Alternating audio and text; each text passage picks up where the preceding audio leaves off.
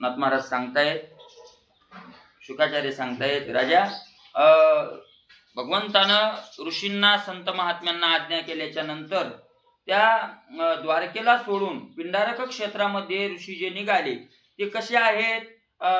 जे तपस तेजे दैदिप्यमान, तपामध्ये तपाच्या तेजानं काय झालेले आहेत? दैदिप्यमान झालेले आहेत. जे पूर्ण ज्ञान घन, जे ब्रह्मज्ञान ज्यांना प्राप्त झालेलं आहे, ज्याते सदा वंदी श्रीकृष्ण ते ऋषीश्वर जाण निघाले. भगवान कृष्ण ज्यांना सतत वंदन करतात असे महात्मे, जे गायत्री मंत्रासाठी करू शके प्रतिसृष्टी, जो विश्वामित्र महाहटीन तोही उठाउठी निघाला. गायत्री मंत्राच्या साठी जे जागतात, ज्यांच्याकडे प्रतिसृष्टी करण्याची शक्ती आहे, अशा विश्वामित्रासारखे महान महान हाटी जे ऋषी आहेत ते सगळे निघाले. जेतनबाधी उष्ण शीत, ते आश्रमी वशे अशीत, ज्याचे नामे द्वंद्वे पळतन तो हे त्वरित निघाला. जेतनबाधी उष्ण शीत, ते आश्रमी वशे अशीत नावाचे ऋषी अशा आश्रमात राहत होते की जिथं हिवाचा, उन्हाचा, कोणताही पावसाचा त्रास होत नव्हता. ज्याचं नाव घेतलं तरी द्वंद्व पळून जात. अशा प्रकारचे ते महात्मे तिथून निघाले. जो सूर्याश्री गोनी शरण, अश्वाचे कर्णी बैसोनी आपण, पूर्ण केले वेद पठन तो कण्वी जाण निघाला. कण्व नावाचे ऋषी तिथून निघाले. काय केलं त्यांनी? सूर्याला शरण गेले, सूर्याकडून ज्ञान मिळवायचं. कारण भगवंतानं सूर्याला काय सांगितलेलं आहे? ज्ञान सांगितलेलं आहे. यम परंपरा प्राप्त राजर्षियो विदुहु इमम राजस इमम इव स्वतः राज. मी पहिलं कोणाला सांगितलं? हाची योगू पंडू सुता, आम्ही काय कथिला विवस्वता परिते वार्ता बहुता दिसाची, मग तेने विवस्वती रवी मनुष्य हे योग स्थिती आगवी निरूपिली बरवी म्हणून आपण विवस्वत. मग तो सूर्य, त्या सूर्याला ज्ञान झालं. ते कण्व ऋषी सूर्याकडे ज्ञान गेले, ज्ञान मला सांग म्हणायला. मग सूर्याने सांगितलं माझा वेग खूप आहे. तर त्या सूर्याच्या घोड्याच्या कानात बसले ते, तिथं ज्ञान त्यांनी श्रवण केलं. असे एवढे महान कण्व ऋषी तेही निघाले. जो दुर्वासा ते हरी, आहार शेवणी निराहारी, तोही द्वारके बाहेरी त्वरे करून निघाला. दुर्वास नावाचे ऋषी निघाले. कसे आहेत ते? आत्याहारी, आत्ती काय करतात ते खाणारे आहेत, अशा प्रकारचे ते आहेत. आहार शेवणी निराहारी, आहार सेवन करून सुद्धा ते काय राहिलेले आहेत? निराहारी राहिलेले आहेत. आपल्याला कथा माहिती आहे. तोही द्वारके बाहेरी त्वरे करून निघाला. भृगूचा श्रीचरण, हृदय आहे नारायण, मिरवी श्रीवत्स भूषण, तोही भृगू इजान निघाला. ज्या भृगूची लाद देवान आपल्या छातीवर धारण केलेली आहे ते भृगु ऋषी तिथून निघाले. अंगिरा सोय सद्बुद्धी सृष्टी, बृहस्पती जन्मला ज्याचे पोटी, तो परमगुरु देवांच्या मुकुटी तोही उठी गमनार्थ. अंगिरा नावाचे ऋषी असे सद्बुद्धी असलेले बृहस्पती, सद्बुद्धी सृष्टी, महाराज दुसरी सद्बुद्धीच सृष्टीत नांदती का काय, असे ते ऋषी.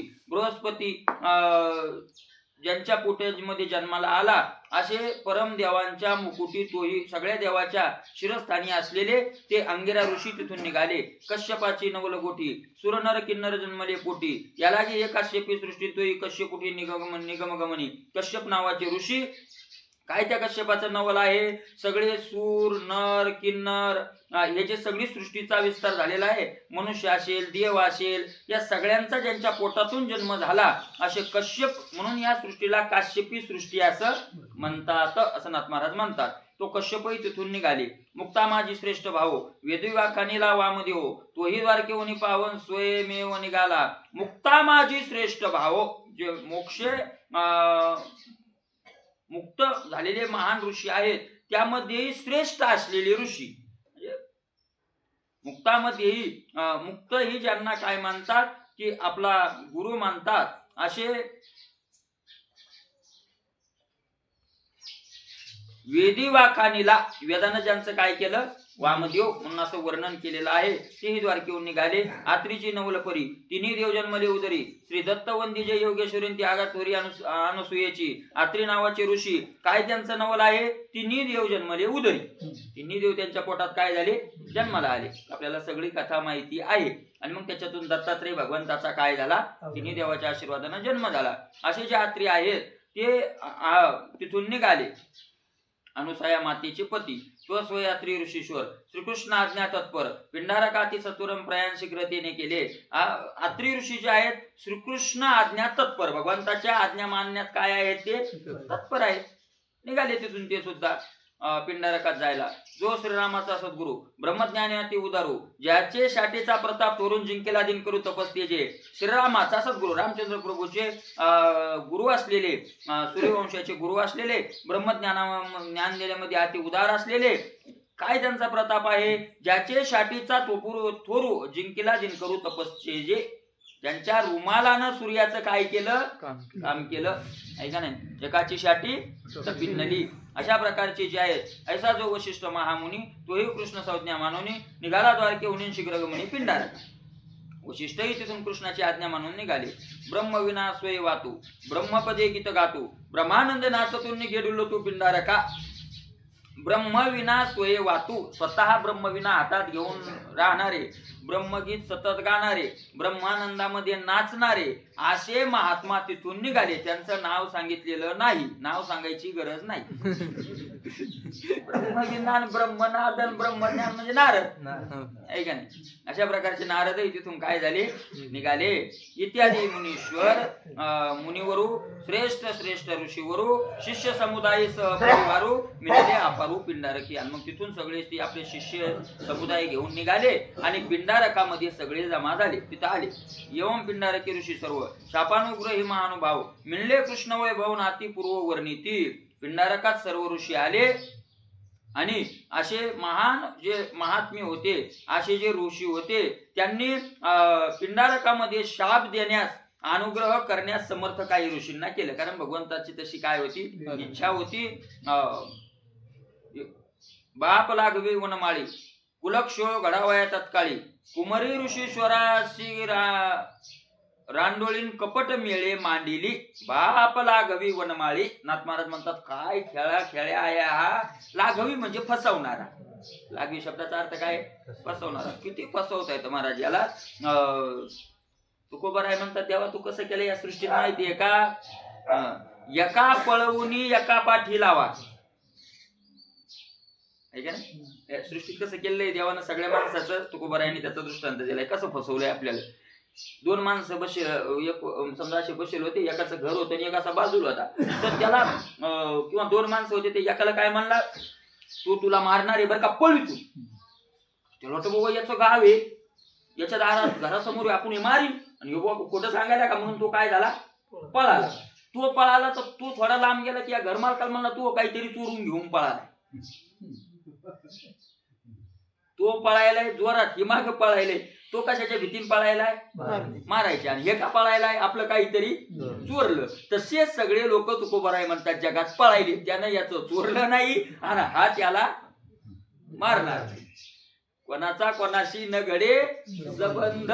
तो त्यानं चोरलं नाही, हाही मारणार नाही. पण त्याच्या मनात मारण्याची भीती, याच्या मनात चोरण्याची भीती. बस. आणि कोण कोण मागं लावलं एकमेकाच्या, यावनच लावले सगळे. नुसते पळू पळू बेजारे. आणि मग दोघांची भेट झाली म्हातारपणी तिकडं. 4-2,000 किलोमीटर गेल्यावर काय चोरलं. तो म्हणला पाय ना बाबा मै खिशे, त्याच्याजवळ काहीच नाही. तो म्हणला तू मला मारणार होता. तो म्हणला तो मग काय खाल्लंय मारायला. पण ती उका वापटलं ते. मग काय खरंय माणसाचं, पळून पळून मग तिथं मग कळू येईल अंतकाळी. मग पळून पळून काय खरंय, मग कुठपर्यंत ते कळालं उशिरा. पळून पळून काय झाली आधी याच्यात लागवी वनमाळी. लागवी म्हणजे फसवणारा. वनमाळी काय आहे, फसवणारा आहे. कुळक्ष घडावया तत्काळी. तत्काळ कुळाचा काय करावा, नाश करायचा. ऐसा जाणून निर्धार मग मज आला गहिवर तो दाही दिशा अंधकार मग मज काही न सुची. नामदेव महाराज म्हणतात ऐसा जाणून निर्धार म्हणजे पण मग मज आला गहिवर. मग हृदय भरून आलं आणि जिकडं तिकडं पाहायला लागलो तो सगळा काय दिसायला लागला, मग अंधार दिसायला लागला. पण मग त्या अंधार दिसल्यावर आता काय करणार आहे, उजेड करायला बॅटरी नाही राहिली, लाईट टाकवतं की न्यूट्रल बंद झालंय. म्हणजे सगळीकडून हताश झालंय ना काम आता. पण आता काय करणार आहे. तो दाही दिशा अंधकार. दाही दिशेला मला काय दिसायला लागला, मग अंधकार वाटू लागला. अशा प्रकारचं झालं.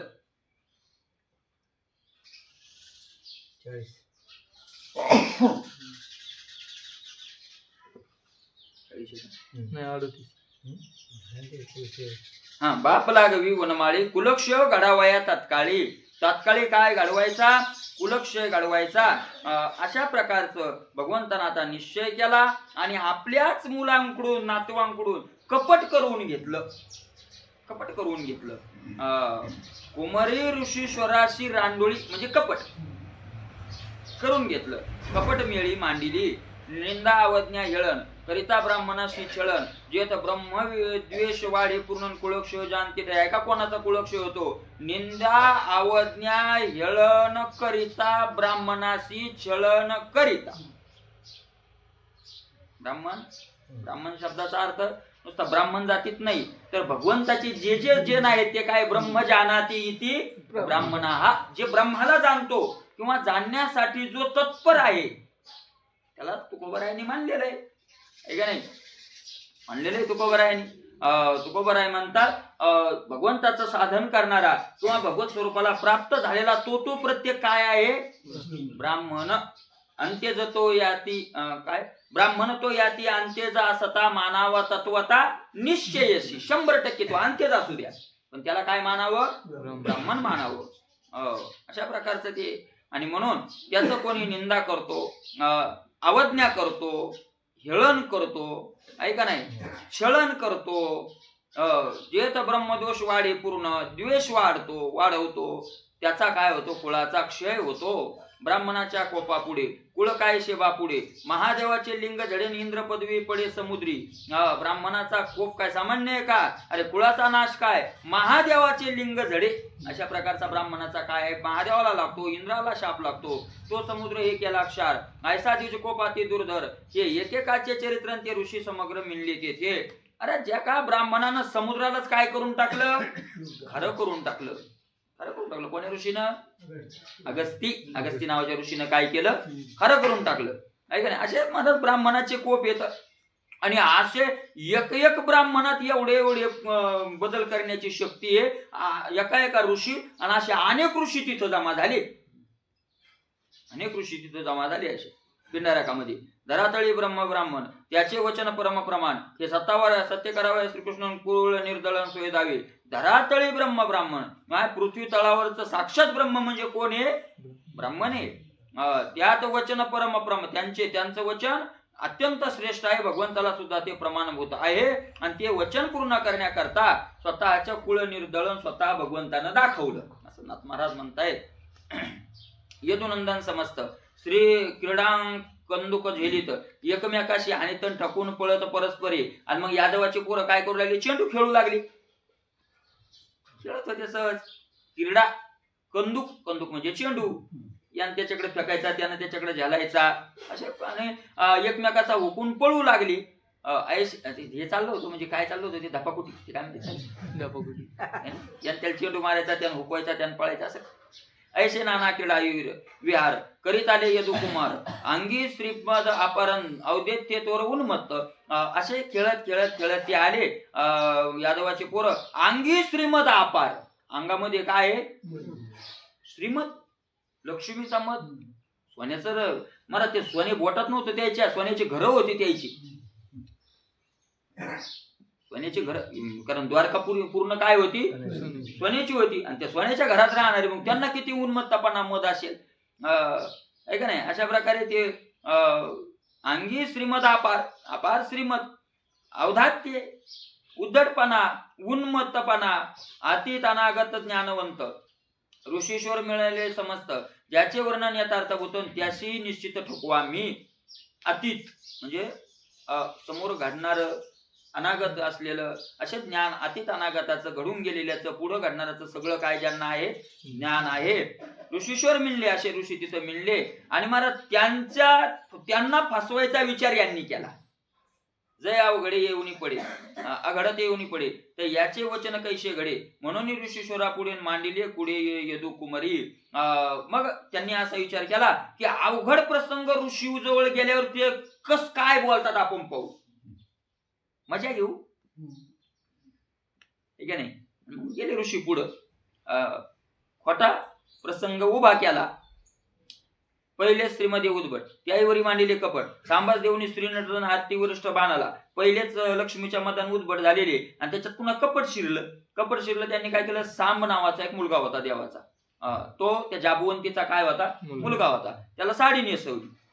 अतिवरिष्ठ तो श्यामसुंदर डोळसू, अंगा शोभला स्त्री वेशू, प्रमदा वैभव विलासून दावी विन्या सुसलज्ज. आणि मग तो पहिला सावळा, काळा सावळा होता, स्त्री सारखा दिसायचा. त्याला ती साडी नेसवली आणि महाराज सगळे स्त्रीचे अलंकार घातले. तोही तो स्त्री सारखा सलज्ज व्हायला लागला. नयनी सोगयाचे काजळ, व्यंकट कटाक्ष हाती चपळ, सुंदर सुकुमार लाळण चाले निश्चळ हंस गती. महाराज आणि मग त्याने सगळे ते स्त्रीचे अलंकार घातले आणि हंस गती चाले. म्हणजे हळूहळू तो काय करायला लागला, वस्त्रे बांधून या उदर, नाविक केले थोर, त्याने ते गरोदर दिशेस आचारी तराशी. पोटाला काय बांधले, वस्त्र बांधले. लोकांना असं वाटव की काय आहे, गरोदर आहे. चिंध्या घालून या वाढविले पोट गरवार बोबाट जन्म. हात घालून खनिया सखियाची खांदी, चालता उदर हालून येदी. विसावा घेत पोतोपतीने याचा ऋषी वृंदी देखीली.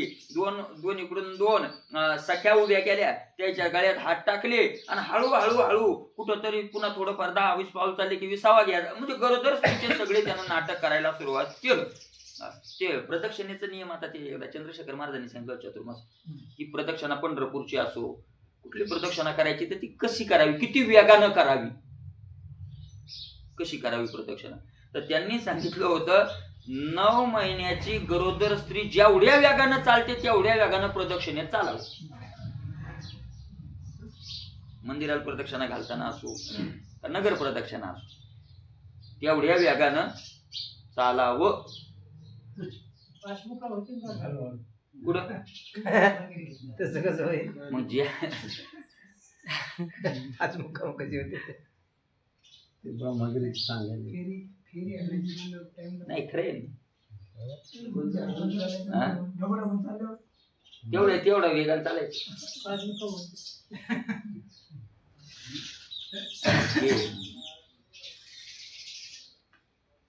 एवढ्या वेगानं चालायचं म्हणतो. याचे किती होती बाबा तुमचे? 36 किलोमीटर. नाही मग ते विचारा तुम्ही, ती प्रदक्षिणाच किती दिवसाची आहे खरी? 4 महिने नाही, तुम्ही नाही हो, ती खरी प्रदक्षिणा किती दिवसाची नियमानं? 6 महिन्याची म्हणतो कोणी. नाही 6 महिने 3 महिने, वर्ष लागतात कितीतरी. 3 महिने. तुम्हाला किती लागले हे नाही हो, ती करायची किती दिवसात खरी? खरीचा नियम किती दिवसाचा आहे? नियम किती दिवसाचा आहे? काही लोक जागे वास 3 महिने 13 दिवस. नाही पहिली जी परिक्रमा केली, ऐका आता. ऋषींचं नाव होतं मला आठवण, 33 वर्षात केली त्यांनी. 33 वर्ष. पण ती प्रदक्षिणा कशी केली त्यांनी माहिती का? आता ही नर्मदा नदी, आता ही आपली पूर्णा नदी आहे. आपण इकडून चाललो आता कडीनं, आता सारस्वती आली, मग त्याला वलांडून नाही जायचं, तिकडून पुन्हा त्या नदीच्या तिकडून जाऊन मग असं जायचं, उगमावर जाऊन तिकडून जायचं, असं नाही जायचं. 33 वर्ष 33 वर्ष केली मार्कंडेय ऋषी का काय होता, मार्कंडेय 33 वर्षात केली त्यांनी. आणि त्यांनीच ते परिक्रमेला सुरुवात झालेली. आणि आता जर काही साधू लोक करतात ते 3 वर्ष करतात. 3 वर्ष. जिथे चातुर्मास लागला 4 महिने तिथंच थांबायचं, आणि चातुर्मास झाला की मग पुढे निघायचं. जाऊ दे, आपलं सांभाळून गेलो आपण, तसा चालायला लागला. ऐसा स्त्री वेश दाखवणी, नावेकांतरे राहुनी, इतर ऋषी जवळ येऊन लोटांगणे घाली ती. असा स्त्रीवेश दाखवला. ते थोडं लांब ठेवलं. दुसरी आले यादव आणि ऋषीला लोटांगण घातली. पहा, लोटांगण ऋषी पूर्व श्लोकीचा श्लोकार्थ येतं, व्याख्यान वेळेचे समजतं, यालाही ते चेतन वाखानी जेत कथान्वये. म्हणून नाथ महाराज म्हणतात, जशी कथा आलेली आहे त्या कथेचा अन्वय घेऊन मी काय करायला लागलोय, आता हे वाखाण्याला लागलोय. नाही तर पूर्वीच्या श्लोकात हा श्लोकाचा अर्थ नाही, आणि मी इथं भागवत काय करायला लागलो, श्लोकाचा अर्थ. पण त्या वेगळंही सांगतोय, कारण वाखानी छळाव्याचे निमिषे जाणार ऋषी शिकरीती प्रदक्षिणा अत्यादरे लागती चरणान म्हणती दर्शना आम्ही आलो. छळावेचे निमिषे जाणार, मग ऋषीला प्रदक्षिणा ऋषीला घातली, आदर केला ऋषीचा. आत्यादरान बोलू लागले आम्ही दर्शनाला आलो. ऐशे येदु कुमार समस्त अविनीत परी विनेतवत कर जोडून राहिले ते तर मृदू विनित मुनीश्वरा. असे सगळे यादव महाराज हात जोडून ऋषीच्या पुढे उभे राहिले, मृदू भाषेत बोलू लागले. स्वामी पहिले हे जे सुंदर तुमच्या वचनी भावात घोर थोर आसन्न प्रसव गरोदरण सोय कुमार पुसोलाजे. स्वामी पहिले हे जे सुंदर, पलीकडची सुंदर ती मुलगी आहे ना, ती काय आहे, तुम्हाला काहीतरी बोलायचंय तिला, ती गरोदर आहे पण तिला लाज वाटायची, म्हणजे असं ते विनयानं बोलू लागले. सोय येऊन तुम्हा प्रती तिचे न बोलवे निश्चिती या लागे आ मातीन शेवेशी विनंती करवी. आणि तिचं काय, तिची काय तुमच्यात बोलायला हिंमत होईना तुम्हाला, म्हणून आम्हाला पाठवलं. कारण ती बोलल तर मग ते आवाज उघडा पडल, असं काही असेल त्याच्या ध्यानात ते. तुम्ही सत्यशी साचार अमोघ वीर्य तुमचे उत्तर श्रीवंदिती हरी अनन्याने उदार. तुम्ही बरोबर हे सगळंच माहिती होतं, तुम्ही काय सामान्य नाहीत महात्मे, तुम्ही सत्यदर्शी, तुम्हाला सत्य कळतं. अमोघ वीर्य तुमचे, तुमच्या वचनामध्ये अमोघ बळ आहे. तुमचं वचन भगवान शंकर भगवान विष्णू डोक्यावर घेऊन नाचतात असं म्हणायलाही लागली. यालागी हे गर्भवती सादरे असे पुसती पुत्र काम असे वांछिती काय निश्चिती प्रसवे. पुत्राची इच्छा येला काय होईल सांगा. ऐशे कप्ताचे निवालवे विनित कर जोडून उभे तैशीच फले भाव गर्भे छळन क्षोभे पावती. असं कप्ताच्या इच्छेनं त्यांनी ते विचारलं. ती तशीच गर्भवती म्हणून कप्त्याने उभी राहिली. कर्म जाणून या पुढे नारदुनाचे ऋषी पुढे मुनी म्हणे यादवांचे गाड्यांनी धर रोखडे वडवले. ऋषीच्या लक्षात आलं की यादवांचं आता काय आलं, मरण आलं. पण तिथे काय झालं, कर्म जाणून या पुढे नारदू नाचे ऋषी पुढे. नारद का नाचू लागली, नारदाला नाचायला काय झालं, आनंद झाल्यावरच नाचतं ना माणूस. महाराज भक्त कुणाला म्हणावं, देवाच्या इच्छेत ज्याला आनंद तो भक्त. देवाची इच्छा आता कुळाचा नाश करायचा, आता होणार म्हणून आनंद कुणाला झाला. याच्या यादवाशी द्वेष नाही नारदाचं, कारण द्वेषाने आनंद होतो, आपल्या शत्रूचा घात व्हायला. द्वेष नाहीये, पण देवाच्या आनंदात काय आहे, मग तो आनंद आहे.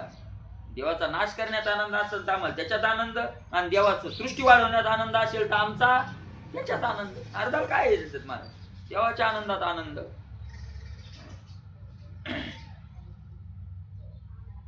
कर्म जाणून मुंगी निघाली या पांक तिशी मरणी आचो देवी ब्राह्मण छळणे देखन आवश्यक कुळनाश. महाराज असं म्हणतात ना महाराज की मुंगीला पंख फुटले की मुंगी मरती. मुंगीचं काय आलं आता, मरण आलं. तसं ऋषीचा छळ केला, आता याच्या कुळाचा नाश होणार. शापित आलिया द्विजजन त्याशी सद्भावे करावे नमन. मारवालिया ब्राह्मण मस्तक आपण वळवावे. महाराज एखादा भक्त एखादा ब्राह्मण चुकून शाप देण्याकरता आला तरी त्यांना नमस्कार करावा. मारायला आला तरी आपण खाली मुंडकं घालावून मारावं. पण त्यांना बघू नये. मागे एकदा लोणीची गोष्ट सांगितली होती पा गंगाधर महाराज कीर्तन की काहीतरी त्यांचं नावही सांगितलं होतं त्यांनी. नाना महाराज एक मोठा श्रीमंत माणूस होता म्हणून पहिला तिथला. त्यांना एखाद्या दिवस नाव विचारतो त्यांनी सांगितलं होतं किंवा तो दररोज सकाराम महाराज दर्शन, पण मोठा माणूस आणि गर्विष्ठ श्रीमंतीमध्ये तो आला सकाराम महाराज दर्शन घेताना अशी प्रदक्षिणा घालू लागला. तिकडून एक भिकाऱ्यासारखा माणूस आपला जोडी बिळी साधा आला आणि ते चालला त्याच्या नादात आणि त्याची लागली यांना धडक लागल्यावर याने महाराज सुटला आणि त्याच्यावर मारला कानाखाली. त्याच्या माणूस मोठा होता, मारला कानाखाली. मारल्यावर त्यानं असे डोळे उघडून पाहिले, वर करून फक्त खाली पाहत होता, त्यानं वर पाहिलं. म्हणे काय पाहायला वर म्हणे काय पाहायला नाही, एकदा मारून पाहिलं. डबल एक मारला म्हणले त्यानं. बस तो काहीच नाही बोलला, निघून गेला. त्यांनी सांगितलं महाराज वर्षा 2 वर्षात 100 का 100-150 एकर जमीन होती अख्खं वाटोळं झालं, मुलाचा नाच झाला आणि तो माणूस म्हणे आरडत आरडत तर गावाच्या बाहेर नेऊन टाकला होता, एवढा आरडत होता, लोकांना झोप येत नव्हती, असं त्यांना मरावं लागलं. अरे म्हणून कोण कोण यावेशात कसं असेल आपल्याला सांगता येत नाही, आहे का नाही. म्हणून तेही ब्राह्मण छळायचं आवश्यक आहे.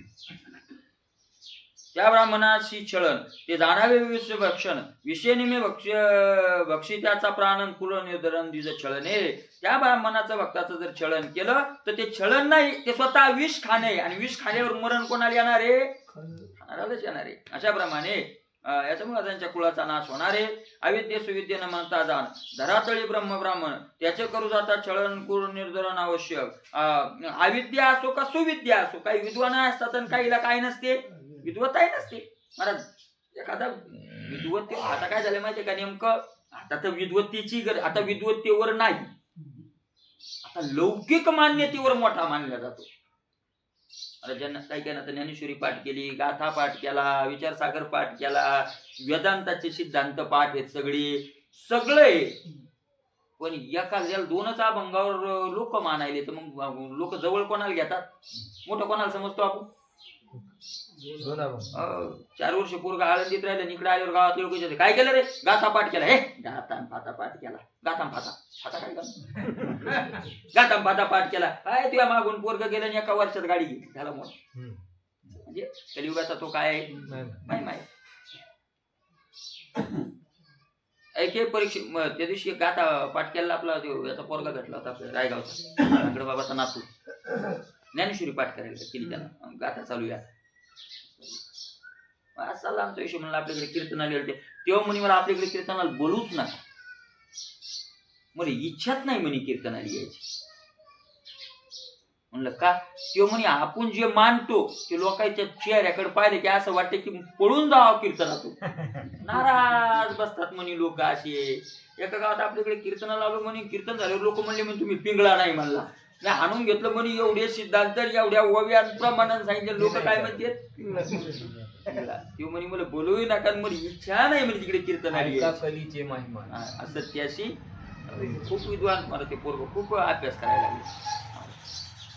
अशा प्रकारचं येते. म्हणून त्या ब्राह्मणाशी छळण अविद्या सुविद्य न म्हणता जात. अविद्या असो का सुविद्या असो, काय विद्वत्तेवर थोडंच आहे महाराज. चित्ताची अवस्था विद्वत्तेवर अवलंबून नाही, का नाही. धरातळी ब्रह्म ब्राह्मण त्याचे करू जाता छळ करून निधन आवश्यक. ऐके परीक्षित पवारा या परी यादव कुमारा निधनाचा भरला वारा आणि तिने ते ऋषीश्वरात छळू गेले. काय करावं म्हणले राजा.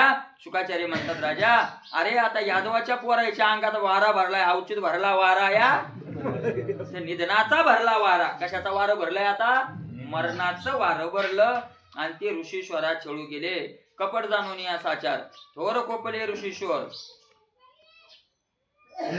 मग तीही काय वाघ वज्र नाती आणि वार सोडिले. महाराज कपट पाहिलं आणि कपट पाहून ऋषींना क्रोध आला आणि त्यांनी काय बोलायला सुरुवात केली. अरे हे प्रसविले जे बाळ ते होईल सकळ कुळा काळ. निखळ लोहाचे मुसळण द्या खाल सकळ मंद भाग्ये. हिच्या पोटात जे जन्मल ते तुमच्या सगळ्या कुळाचा नाश करील. आणि लोहाचे मुसळ द्या खाल. कशाचं मुसळ? लोखंडाचं. आणि मंद भाग्य आहात तुम्ही. ऐकून शापाचे उत्तर भयभीत झाले कुमार. सोडणे सांबाचे उदर अति सत्वर पाहती. घाबरले, सोडलं तो ते मुलं होमय मुसळ देखते झाले तात्काळ. मग भयभीती वळण या काय सकळ दचकोणी. मग महाराज ते सगळं मुसळ पाहिलं आणि भीती वाटायला लागली. नासावे यादव कुळायचा श्रीकृष्ण संकल्प सबळ. तोच झाला लोहाचे मुसळण जाण तत्काळ. ऋषी वाक्यनाथ महाराज म्हणतात आपल्या कुळाचा नाश करायचा जो कृष्णाचा संकल्प होता तो संकल्पच मुसळाच्या रूपात जन्माला आला. तो संकल्पच मुसळ झाला. ऋषीचं वाक्य निमित्त झालं. जे जे ब्राह्मणाचे वचन ते अन्यथा होणे ते श्रीकृष्ण. ब्राह्मणाचे जे वदे वदन ते श्रीकृष्ण सोय सत्यत्व. आणि जे ब्राह्मण भक्त जे तोंडातून काढतात महाराज ते कृष्ण त्यांचं खोटं होऊ दे नाही. सत्य करी वचन सत्य करतो भगवंत. देखोनी ऋषीश्वराचा कोप ऐकोनी कुलक्षयाचा शाप. यदुकुमारा अति संतापन भय कंप सुटला. महाराज आपल्या कुळाचा आता नाश होणार असं ऋषीने शाप दिला. थरथर थरथर कापाय लागले. आम्ही मंद भाग्य करंटे ऋषीश्वर कपिविले शेटे निज आता झालो पैठण कुळक शिव कपटी जोडिली आम्ही. आणि मग म्हणले आम्ही दुर्भाग्य आहेत करंच्या कपाळाचे येत आमच्या कुळाचा नाश होता आम्हीच ओढवून आणलाय. काय म्हणती नगरजन का छळू गेले हे ब्राह्मण चिंताक्रांत मालवदन मुसळ घेऊन घरा आले. आता गावात लोक काय म्हणतील लग्नात गेल्यावर का आपल्या कुळाचा नाश करायला गेलते का काय ह्याला गेलते तुम्ही तिकडं नाही का नाही. म्हणजे असे नाराचे रे पडलेले मुसळ घेऊन आले. आणि मग काय केलं त्यांनी सभा भरवली. सभेत वसुदेव उग्रशन बलराम आणि अनिरुद्ध प्रद्युम्न यादव बैसले संपूर्ण 1,00,000 श्रीकृष्ण येत नाही. आणि मग सभा भरवली सांगितलं सगळ्यांना सगळ्यांना सभेला कोण कोण होतं वसुदेव होते उग्रसेन होते बलराम आहे अनिरुद्ध आहे प्रद्युम्न आहे सगळे बसले पण एकला श्रीकृष्ण येत नाही. विनाशकाले जर कृष्ण बसलेला असता असणार कृष्णाला विचारला असता तर याचं काय करायचं तुम्ही सांगा तर नाहीला जाणं कृष्णाला मनात नसलं तरी तोडगा काढावाच लागला असता त्याला नाहीला त्याला विचारल्यावर त्याला काढावाच लागला असता.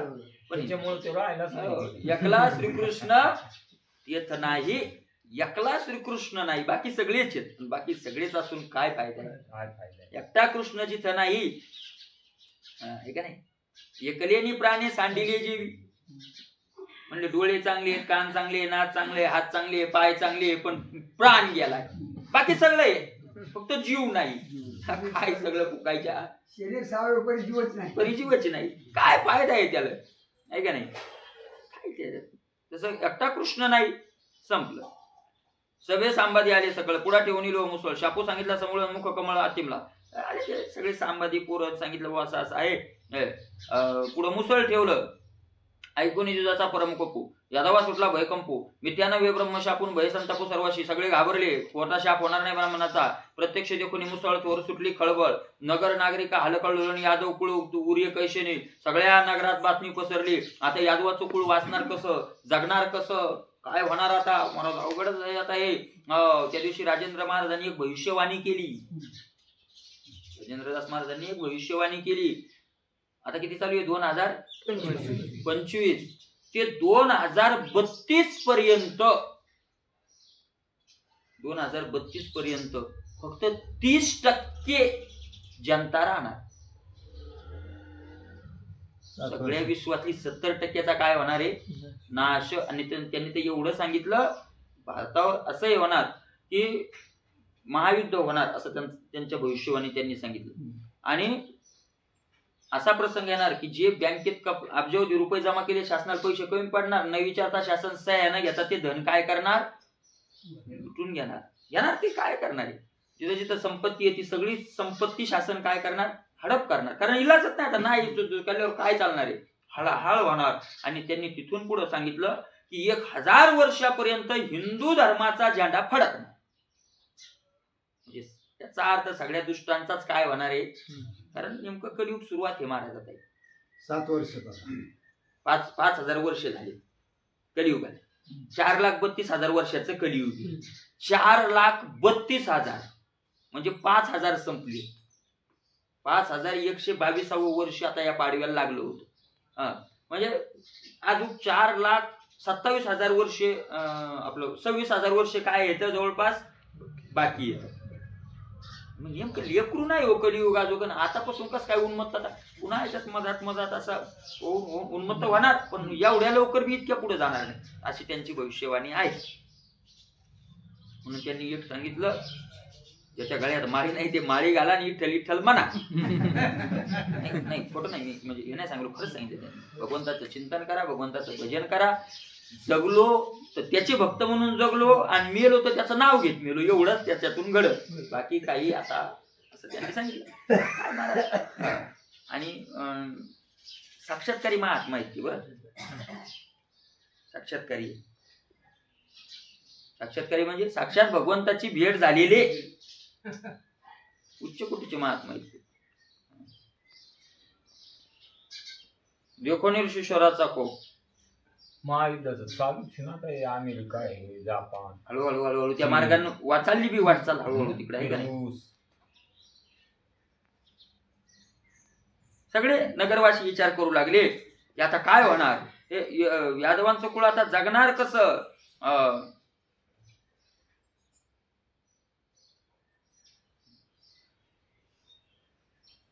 ऐकून द्विजाचा परम कोकू, बरोबर आहे ना? हम्म. यादवा सुटला भय कंपू, मिथ्यानवे ब्रह्मशापून भय संतापू सर्वाशी. ब्राह्मणाचा कोप ऐकला, सगळे घाबरले, व्यर्थ जाणार नाही. प्रत्यक्ष देखून मुसळ थोर सुटली खळबळ. नगर नागरिका हलकल्लोळण, यादव कुळ उर्य कैशेने. महाराज प्रत्यक्षात ते मुसळ पाहिल्यावर तर सगळे घाबरले. आता म्हणले यादव कुळ आता काही जगणार नाही. ऐक राया परीक्षिती, सबळ भविष्याची गती. वृत्तांत श्रीकृष्णानं सांगतीने विचार आपोपमती तीही केला. ऐक राजा शुकाचार्य म्हणतात, काय भविष्य जसं घडणार आहे तसं वृत्तांत श्रीकृष्णानं सांगती ही गोष्ट कृष्णाला सांगितली नाही. का आपल्या आपल्यात विचार केला, त्याला नाही सांगितलं. औक राजा उग्रशन, तेने लावणी लोहगण, मुसळ करून या चूर्ण समुद्री जाण घालविले. मग त्याच्यात त्यांनी औक नावाचा राजा, त्यांनी काय केलं, त्या मुसळाला कुटायला सुरुवात केली. बारीक पीठ केलं, चूर्ण केलं, समुद्रात फेकलं. त्या मुसळाचा मध्ये कवळ, चूर्ण नव्हेचा ती प्रबळ. उरला वज्र घाय केवळ, तो समुद्र तत्काळ झुगारला. मधला भाग मुसळाचा काही चूर्ण होत नव्हता, तो तसाच समुद्रात फेकला. समुद्र लाटांचे कल्लोळ, तेने ते लोह चूर्ण सकळ. प्रभाशी लागून प्रबळून उठले तात्काळ येरिका रूपे. आता मला समुद्रात ते फेकलं सगळं आहे, पण त्या समुद्राच्या लाटेनं ते सगळे लोखंडाचा तो कच बाहेर आला. समुद्रानं घेतलंच नाही. आणि कुठं येऊन पडलं, ते बाहेर येऊन पडलं. लाटेनं ते काय झालं, बाहेर येऊन पडलं. आणि बाहेर येऊन पडल्याबरोबर काय झालं, ते लव्हाळाच्या रूपानं तात्काळ उगवलं. लव्हाळ म्हणून तो लव्हाळ मरत नाही. काय करू, मुसळापासून झालेले. तुम्हाला विचारलं कोणा लव्हाळाचे मायबाप कोण आहेत, तर कोण आहे, मुसळे. त्याच्यानं वावरातला लोह मरतो का, लोह मरत नाही. लोह कवळून मीने गेली, त्या मिनाचे समुद्र जळी. अन्यत्र मत्स्य सहित जाळी, मत्स्य आकळीनीच लागेल. जो मोठा लोखंडाचा तुकडा होता तो एका माश्याने गेला. तो याच्या नावचा होता, ह्यो यादवातलाच आहे ना. तो माश्याने गेला, एका कोल्यानं त्या सगळ्या माश्याबरोबर तोय मासा जाळ्यात घेतला. तो मत्स्य नवीदारी, तो लोह निघे त्याचे उदरी. जे कोणी हरिकाला तो भारीन ते आतुडे करीतो सभागी. काय केलं, ते मासा घेतला, घरी नेऊन तो मासा कापला. त्याच्या पोटात तो काय निघाला, लोखंडाचा तुकडा निघाला. महाराज त्यानं तो आनंदित झाला, कारण त्या हे पाहून. आणि काय केलं त्यानं, महाराज त्या माशाच्या तुकडाचं त्या बाणाला टोक बनवलं. मत्स्यदरीचे लोहदान, त्याचे अचूक संधान, आगाध पारदिस साधे पूर्ण याला तो बाण लुब्ध केला. कारण नाथ महाराज म्हणतात, माशाच्या पोटातून निघालेलं लोखंडाचं जर बाणाला टोक बनवलं तर तो बाण अचूक साधे निशाण. तो बाण काय करतो, जिथं मारला तिथं तो त्याचं कामच करतो. असं त्याची तीक्ष्णता येत असेल त्याच्यात काही, असं ते आहे. म्हणून त्यानं तो बनवला पाहिजे. कोणी न सांगत आहे पेखणे, जाणितले सर्वज्ञ श्रीकृष्णे. परी द्विज शापू अन्यथा करणे, हे निज मने स्पर्शना. कृष्णाला कोण सांगितलं नाही, पण न सांगता त्याला काय माहित झालं नाही का. नाथ महाराज म्हणतात त्याला सगळं कळालं, पण तो काहीच बोलला नाही का. त्याच्याच मनातली इच्छा होती ना तशी, बोलायचंच काम नाही राहिलं. म्हणाले न वेल त्याशी. महाराज असंच आहे, आपल्यावर जर एखादं संकट आलं ना, तुम्हाला म्हणतो किती कसलंही संकट येऊ दे, आपण जर भक्त म्हणत असू, संकट आलं ना, तुळशीचं पान घ्यायचं, देवाच्या पायावर ठेवायचं आणि प्रार्थना करायची. तुळशीची पान प्रार्थना करायची. आणि एक सांगतो तुम्हाला, देवानं जर संकट निवारावं असं वाटत असेल तर देवा एवढं जर घालवलं ना तर मी पोत्याचा भंडारा करतो. तो झाला व्यापार, ती भक्ती नाही, ती दलाली नाही. टेबला खालून दे नाही ती. आणि तो टेबला खालून जो देतो तो त्याला टेबला खालून काही लागतच नाही. लक्ष्मी आयची जायची दासी, त्याला काय लागते टेबला खालून. तुम्हाला सांगा एक मला विश्वास श्रद्धा काय कशाला, मला एक सांगा. आता लहान लेकरू बापाकडे आलं, बाबा मला 10 रुपये द्या, मी तुम्हाला 1 रुपया देतो, असंच म्हणतात, बरोबर आहे नाही. तुम्ही मला 10 रुपये द्या, मी 1 रुपया देतो. मग काय म्हणतात, मला 10 रुपये द्या. पाहिजे, बाप म्हणला नाही, का नाही, पाहिजे म्हणजे पाहिजे, आताच द्या. पुन्हा त्याला कळत नाही, तो कोबरा म्हणतात आहे नाही हे न कळे हाती काय कोण्या वेळे. मागे काय देखील ते दृष्टी घाले मागोनिया मिठी, आहे का नाही. काय कळे बाळा बाप सदैव तू बाळा, बाळा काय कळे, त्याला काय करायचं तुमच्याजवळ आहे नाही. काय करत नाही, लागतेच मग आता हट्टच धरायचा. तसं जर पांडुरंग आपला बाप येतं आपल्याला आम्हाला लागतं म्हणजे लागतं. त्या दलाली काय आली ती व्यापार थोडाच आपलं. अरे पण हे जर कृष्णाकडे गेले असते तर काय नाही. आणि मग आपलंच आपण मुसळ कुटायल्यावर ते म्हणतो बरं आहे मग वाढू द्या लावाळ, त्याचं लावाळच होतं मग. आणि आपलं बहुतेक कसं आहे, आपलेच आपण काय कुठत राहतो, मुसळ कुठत राहतो. म्हणजे आपल्यावर संकट आले तर आपणच निवारण करायचा प्रयत्न करतो, त्याच्याकडे जात नाही. आणि त्याचं एक हे महाराज तो जवळ उभा राहतो. द्रौपदीच्या नाही गेला होता तसा आपल्या काही हाक मारल्याशिवाय म्हणाले नवल अशी हे नवेल त्याशी बालटविना तिथं शापाशी जो निमाडले आणि गुरुपुत्राशी कृष्ण कळकाळाशी नियंता. महाराज काय करता येणार नाही त्या देवाला, बरं काय करता येणार नाही. नाथ महाराज म्हणतात निमाल्या गुरुपुत्राशी, आणि त्याला ब्राह्मणाचा शापही पलटवता येत होता. कारण विनंती केली असती ब्राह्मणाला, काही ना काही पळवाट काढली. पळवाटा चांगल्या काढता येतात. आणि त्यातल्या त्यात तो कृष्ण अवतार, सगळ्या पळवाटाच डांबरी काही रस्ता नव्हता कृष्ण अवतार, आहे का नाही.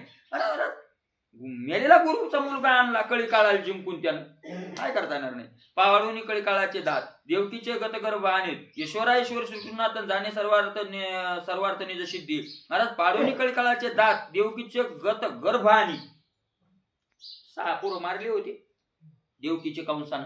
ज्यावेळेला कंस मारला आणि वसुदेव देवकीला सोडलं त्यावेळेला मला 6 पोरांचं आणले, तिथं दर्शन करून भेट करून दिली.